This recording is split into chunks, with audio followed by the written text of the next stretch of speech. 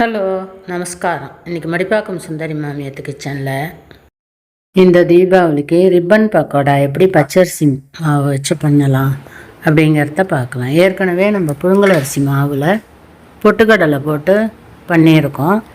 இப்போ பச்சரிசியில் கடலைப்பருப்பு போட்டு மிஷினில் அரைச்சின்னு வந்து எப்படி பண்ணலாம் அப்படிங்கிறத பார்க்கலாம். 1 கிலோ மாவு பச்சரிசி வாங்கிட்டு வந்து அதை நல்லா 2-3 தடவை களைஞ்சிட்டு வெயிலில் காய வச்சு ஒரு நாள் ஃபுல்லாக காய வச்சு எடுத்து வச்சுக்கணும். அதுலேருந்து ஒரு 4 டம்ளர் அளவுக்கு நம்ம பச்சரிசி எடுத்துக்கணும். இதுபோல் மாவை ரெடி பண்ணி வச்சிட்டோம்னாக்கா ஃப்ரிட்ஜில் ஸ்டோர் பண்ணி வச்சுக்கலாம். 1 வருஷம் ஆனால் கூட வீணாக போகாது. இந்த மாவை மிஷினில் கொடுத்து அரைச்சி வச்சிட்டோம்னாக்கா எப்போ வேணால் நினச்ச போது ஒரு 2 டம்ளர் கூட போட்டு நம்ம புழிஞ்சு வச்சுக்கலாம். அந்த 4 டம்ளர் அரிசிக்கு 1 டம்ளர் கடலைப்பருப்பு, ஒரு 3/4 கப்பு அளவுக்கு பொட்டுக்கடலை, 100 கிராம் அளவுக்கு இருக்கும் அந்த பொட்டுக்கடலை. இதை போட்டு நல்லா கலந்துட்டு மிஷினில் கொடுத்து நல்லா நைஸாக மாவாக அரைச்சி வச்சுக்கணும். இப்போ அரைச்சின்னு வந்த மாவை நல்லா சலிச்சுட்டு டப்பாவில் எடுத்து வச்சுக்கலாம்.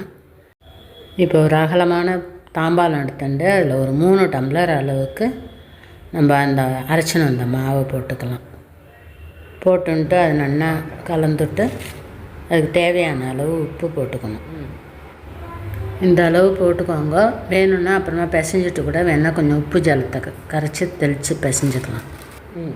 1 டம்ளருக்கு 1/2 ஸ்பூனுங்கிற அளவுக்கு 3 டம்ளருக்கு 1/2 ஸ்பூன் அளவுக்கு காரப்பொடி போட்டுருக்கேன். எங்களுக்கு இந்த காரம் போகிறோம்.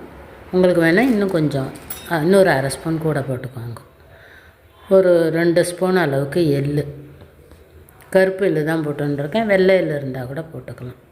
1 டம்ளருக்கு ஒரு நெல்லிக்காய் அளவுக்கு வெண்ணெய், அதே போல் 3 டம்ளருக்கு 3 நெல்லிக்காய் அளவுக்கு வெண்ணெய் போட்டுக்கோங்க.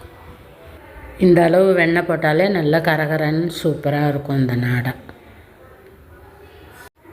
ஒரு 1/2 டீஸ்பூன் அளவுக்கு பெருங்காயப்பொடி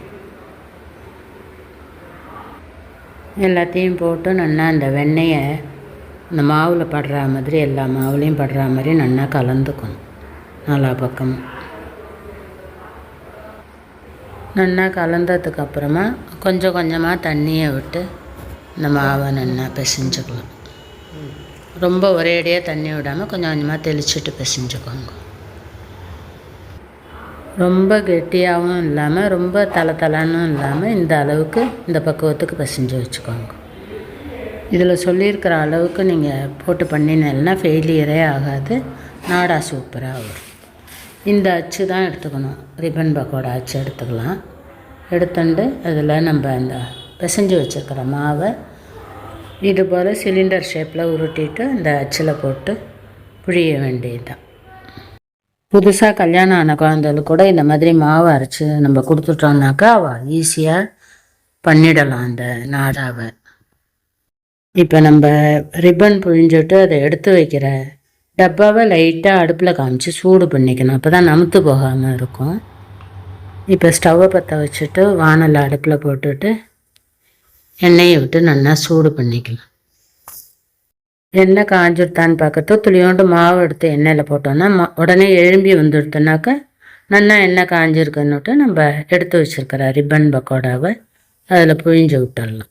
எண்ணெயில் புழிஞ்சிட்டு ஸ்டவ்வை கொஞ்சம் சின்னது பண்ணிக்கோங்க. அப்படியே ஹையிலேயே வச்சோன்னாக்கா செவந்துடும் சீக்கிரம், உள்ளே வேகாமல் இருக்கும். அதனால் கொஞ்சம் மீடியம் ஃப்ளேமில் வச்சுக்கலாம். நல்லா மேலே ஓசை அடங்கினதுக்கப்புறமா அதை திருப்பி போட்டுக்கலாம். உடனே திருப்பி விடாமல் ஒரு 2 நிமிஷம் கழித்து திருப்பி விடுங்க. திருப்பி போட்டுட்டு அந்த சைடும் நல்லா செவந்ததுக்கப்புறமா அடுத்த பக்கமும் அடுப்பை மீடியம் ஃப்ளேம்லேயே வச்சு வேக விடுங்க. எடுத்து நம்ம தட்டில் எண்ணெயை வடிய விட்டு எடுத்து வச்சிடும். இதே போல் நம்ம மீதி இருக்கிற எல்லா மாவையும் நம்ம புழிஞ்சு ஒரு தட்டில் எடுத்து வச்சுக்கலாம்.